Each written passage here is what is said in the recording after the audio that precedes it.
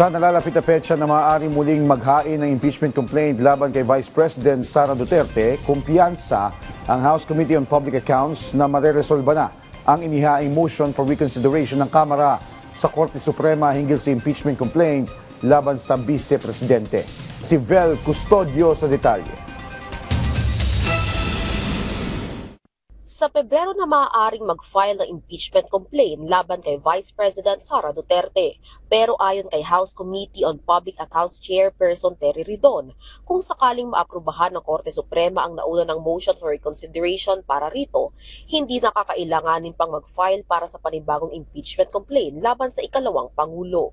Ibig sabihin, it will be the Senate's prerogative at this point to unarchive proceedings, to bring it back. yun yung first, and second, for the Senate to proceed to trial. No? Yeah. So, yan po yung magiging consequence nun, pagka favorable to the House. If it's unfavorable to the House, syempre, the House will have to adopt the new standards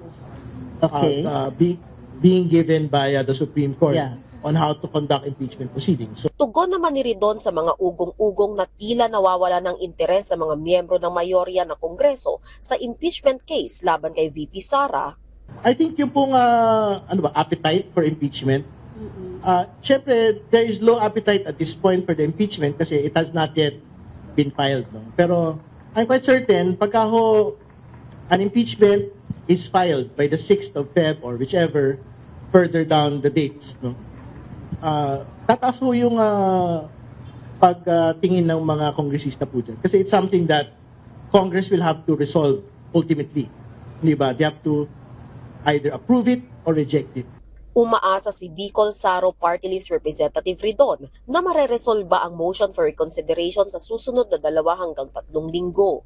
Samantala, komento naman niya kaugnay ng pahayag ni Caloocan 2nd District Representative Edgar Erice sa planong pagsuporta umano ng ilang kongresista sa impeachment complaint laban kay Pangulong Ferdinand R. Marcos Jr. I think up until I see the impeachment complaint against the President, parang all of it are basically just nasa hangin lang po.